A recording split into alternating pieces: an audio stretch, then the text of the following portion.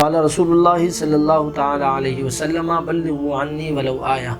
سامعین محترم، رسول اللہ صلی اللہ تعالی علیہ وسلم کی ایک حدیث مبارکہ آپ کی گوش گزار کی۔ اس میں حضور صلی اللہ تعالی علیہ وسلم نے فرمایا پہنچا دو، بلغوا عنی، پہنچا دو میری طرف سے، ولو آیہ، اگرچہ دین کی ایک بات بھی تمہارے پاس موجود ہو۔ تو آج ہمارے نوجوانوں کو جس ٹاپک کی طرف میں توجہ دلانا چاہ رہا ہوں، جس سبجیکٹ کی طرف میں توجہ دلانا چاہ رہا ہوں، وہ آج کے دور میں اس سبجیکٹ کے ذریعے دنیا اسلام کے اندر بھرپور طریقے سے فتنے برپا کیے جا رہے ہیں، بھرپور طریقے سے لوگوں کو گمراہ کرنے کی کوشش کی جا رہی ہے۔ الحمدللہ ثم الحمدللہ، حضور صلی اللہ تعالی علیہ وسلم کی امت پر علماء اہل سنت کا جب تک سایہ ہے تب تک یہ امت گمراہ نہیں ہوگی، لیکن پھر بھی آج کل ایک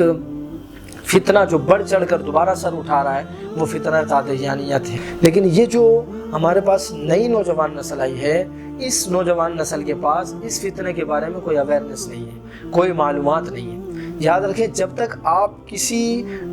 کے بارے میں، کسی چیز کے بارے میں معلومات نہیں رکھتے ہیں، آپ یہ نہیں جانتے کہ ہمارے علماء نے کیا فرمایا ہے، پیر میر علی شاہ رحمۃ اللہ تعالیٰ علیہ نے کیا فرمایا ہے، اعلیٰ حضرت عظیم المرتبہ شاہ امام احمد رضا خان فاضل بریلوی رضی اللہ تعالیٰ عنہ نے کیا فرمایا ہے، امام فضل حق خیر آبادی رحمۃ اللہ تعالیٰ علیہ نے کیا فرمایا، ختم نبوت کے حوالے سے کس نے کیا لکھا ہے، یا علماء کی محافل آپ نہیں جوائن کریں گے، علماء کے ہاں آپ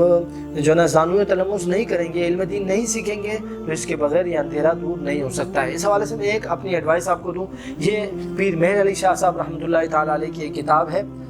سیف چشتیائی، یہ کتاب آپ پڑھ لیں۔ قادیانیت کے حوالے سے ابتدائی جو مواد آپ کو چاہیے، ابتدائی مواد جو آپ کے ایمان کو بچانے اور کسی بھی قادیانی کو یکدم ساکت کرنے کے لیے یہ کتاب کافی اور وافی ہے۔ یہ کتاب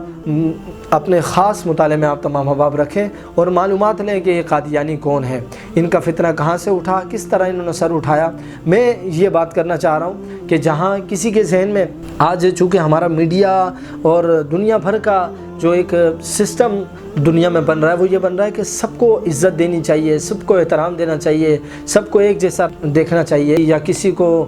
گستاخ رسول کہہ کر قتل کر دینا، یا کسی کی جان لے لینا، یا کسی کو سزا دے دینا، یہ درست نہیں ہے، بلکہ سب کے ساتھ رحم دلی اور نرمی کرنی چاہیے۔ لیکن جہاں ہمارا بھولا بھالا مسلمان، جہاں ہمارا حضور صلی اللہ علیہ وسلم کی محبت کا دعویٰ کرنے والا مسلمان ایسی بات کرتا ہے نا کہ یار سخت بات نہیں کرنی چاہیے، نرم بات کرنی چاہیے، میٹھی بات کرنی چاہیے، چاہے کوئی بھی ہو سب برابر ہے، سب کے ساتھ نرمی برتنی چاہیے، تو مجھے یقین ہے کہ ایسے لوگوں نے قرآن و حدیث کو نہیں پڑھا، ان کا دور دور تک قرآن و حدیث سے واسطہ نہیں ہے۔ اگر انہوں نے پڑھا ہوتا تو یہ سمجھ لیتے کہ جو ہم بات کر رہے ہیں یہ کتنی غلط بات ہے۔ میں آپ کو تھوڑی سی ایگزامپل دوں، آپ قرآن مجید فرقان حمید پڑھ کر دیکھیں۔ سب سے پہلے حضرت نوح علیہ السلام کی بات ہوتی ہے۔ حضرت نوح علیہ السلام سے قبل حضرت آدم علیہ السلام کے دو بیٹے قابیل اور حابیل، قابیل کی مذمت بیان کی گئی ہے، کیونکہ اس نے حابیل کو قتل کیا تھا، اس نے حابیل کی جان لی تھی، ایک حابیل کی جان لینے کی وجہ سے قرآن میں اس کی مذمت بیان کی گئی ہے۔ اسی طرح حضرت نوح علیہ السلام کا بیٹا کنعان تھا، حضرت نوح علیہ السلام کشتی میں سوار ہوئے، وہ کشتی میں سوار نہیں ہوا، اسے عذاب کا شکار کر دیا گیا۔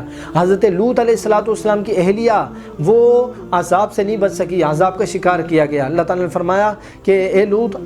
اپنے گھر والوں کو لے کر نکل جاؤ لیکن اپنی اہلیہ کو نہیں، کیونکہ وہ حضرت لوط علیہ السلام کے ساتھ نہیں تھی، وہ کفار کے ساتھ تھی۔ اسی طرح جو کنعان بیٹا تھا نوح علیہ السلام کا، وہ آپ کے ساتھ نہیں تھا، وہ آپ کا گستاخ تھا۔ اسی طرح وہ جو اہلیہ تھی وہ گستاخ تھی۔ تو جب نبی کے گھر والے، نبی کے گھر میں سے کوئی فرد اگر نبی کے خلاف کھڑا ہو تو اللہ تعالیٰ اسے بھی گرفتار عذاب کر دیتا ہے، تو پھر چہ جائے کہ کوئی عام بندہ ہو وہ نبی کی گستاخی کرے، اور نبی بھی امام الانبیاء کی، تاجدار ختم نبوت کی گستاخی کرے، اور عام مسلمان یہ کہے کہ نہیں نرمی کے ساتھ پیش آؤ، اس کے ساتھ بہتری کے ساتھ پیش آؤ۔ تو اس نظریے کو بدلنے کی ضرورت ہے، قرآن و حدیث پڑھنے کی ضرورت ہے۔ آپ کو ایک واقعے کی طرف اشارہ کروں، نواں پارہ آپ پڑھ کر دیکھیں، وہاں اللہ رب العالمین نے بن باعورہ کا قصہ بیان کیا ہے۔ یہ وہ شخص تھا جو موسیٰ علیہ السلام کے بعد کثرت کے ساتھ توریت شریف کا علم رکھنے والا شخص تھا۔ یہ مستجاب الدعوات شخص تھا، دعا کے لیے ہاتھ اٹھاتا تھا تو اللہ رب العالمین اس کی دعا کو قبول فرما لیتا تھا۔ لیکن جب موسیٰ علیہ السلام اسی کی قوم کی طرف جب آپ گئے اور آپ ان کو تبلیغ کے لیے اور ان کو اللہ کا حکم سنانے کے لیے جب گئے تو وہ قوم موسیٰ علیہ السلام کے خلاف ہوئی، اور قوم نے مال کا اور دولت کا لالچ دے کر بلم بن باعورہ کو بھی اپنی طرف کیا۔ بالآخر یہ پہلے تو تیار نہیں ہوا، لیکن بالآخر یہ اللہ کے نبی نبی کے خلاف کھڑا ہو گیا اور دعا کرنے لگا، لیکن اللہ تعالیٰ نے ایسا کمال کر دیا، دعا موسیٰ علیہ السلام کے خلاف کرتا تھا لیکن الفاظ اپنی قوم کے خلاف نکلتے تھے، قوم کی حمایت میں دعا کرتا تھا لیکن وہ حمایت میں موسیٰ علیہ السلام کے نکلتے تھے، تو قوم بعد میں کہتی تھی یہ کیا ماجرا ہے، تو ہم نے تو کہا تم ہماری حمایت کرو، تو بلعام بن بعورہ کہ میں تو حمایت کرنے کی کوشش کر رہا ہوں، میں تو الفاظ وہی ادا کر رہا ہوں لیکن میری زبان سے نکل نہیں رہے۔ قوم نے کہا نا کہ ہماری حمایت میں بات کرنی چاہیے، ہماری حمایت میں دعا کرو، تو بلعام بن بعورہ نے کہا کہ الفاظ تو میں حمایت کے ہی ادا کر رہا ہوں تمہارے لیے، لیکن وہ حمایت کی بجائے مخالفت ہو رہی ہے، اور وہاں میں مخالفت کی الفاظ ادا کرنے کی کوشش کر رہا ہوں لیکن حمایت ہو رہی ہے۔ لیکن اب آگے لفظ سنیں قرآن میں کیا فرمایا، فرمایا فَمَثَلُهُ كَمَثَلِ الْكَلْبِ، اب اس کی مثال وہ بلعام بن بعورہ جو مستجاب الدعوات تھا، جس کی دعائیں قبول ہوتی تھی، لیکن جب اس نے اللہ کے نبی کے خلاف کھڑا ہوا، گستاخی نبی کا مرتکب ہوا، تو جہاں دعا اس کی الٹ ہو گئی، وہیں رب نے ایسا لفظ ارشاد فرمایا جو لوگ کہتے ہیں نا کہ سخت بات نہیں کرنی چاہیے گستاخ رسول کے بارے میں، تو یہ قرآن کی آیت پڑھ کر دیکھیں، یہ قرآن ہے، ان الفاظ کو بھی کوئی پڑھے گا تو اس کو قرآن پڑھنے کا ثواب ملے گا۔ فرمایا فَمَثَلُهُ كَمَثَلِ الْكَلْبِ، اس بلعام بن بعورہ کی مثال کتے کی مثل ہے، کتے کی مثال اس کی مثال دی ہے۔ وہ کہاں تورات کا عالم تھا لیکن کہاں اس کو انتہائی پستیوں میں گرا دیا، فرمایا کتے کی مثل اس کی مثال ہے۔ تو یاد رکھیں، یہ تمام گفتگو کرنے کا مقصد یہ ہے کہ یہ نظریہ نہیں ہونا چاہیے بلکہ کس کا ساتھ آپ نے دینا ہے، کون ساتھ دینے کے لائق ہے۔ ایک اور بات آپ کو عرض کروں، اسی سے آگے اللہ تعالیٰ نے فرمایا وَلَقَدْ زَرَعْنَا لِجَهَنَّمَ كَثِيرًا مِنَ الْجِنِّ وَالْإِنسِ، اللہ تعالیٰ فرما رہا ہے جہنم کے لیے، یہ جو جہنم ہے، جہنم کے لیے ہم نے بہت سے انسان اور جنات کو پیدا فرمایا ہے۔ وہ کیسے ہیں؟ لہم قلوب لا یفقہون بہا، یہ وہ ہیں ان کے دل تو ہیں لیکن یہ دین کی بات سمجھتے نہیں ہیں۔ وَلَهُمْ أَعْيُنٌ لَا يُبْصِرُونَ بِهَا، ان کی آنکھیں تو ہیں لیکن یہ حق کی بات دیکھتے نہیں ہیں۔ وَلَهُمْ آذَانٌ لَا يَسْمَعُونَ بِهَا، ان کے کان تو ہیں لیکن یہ اس کو سن نہیں سکتے ہیں۔ أُولَٰئِكَ كَالْأَنْعَامِ بَلْ هُمْ أَضَلُّ، یہ آیت میں نے جس مقصد کے لیے سنائی ہے وہ مقصد یہ ہے، اللہ تعالیٰ فرما رہا ہے یہ جانوروں کی طرح ہے، أُولَٰئِكَ كَالْأَنْعَامِ، یہ جانوروں کی طرح ہے، بل ہم اضل، بلکہ جانوروں سے بھی بدتر ہیں۔ آپ جانتے ہیں کہ انسان جو ہے یہ اشرف المخلوقات ہے، لیکن یہ وہ اشرف المخلوقات انسان ہیں جو اللہ اور اس کے رسول کے فرامین کے تحت چلیں، لیکن جو اللہ اور اس کے رسول کے فرامین کے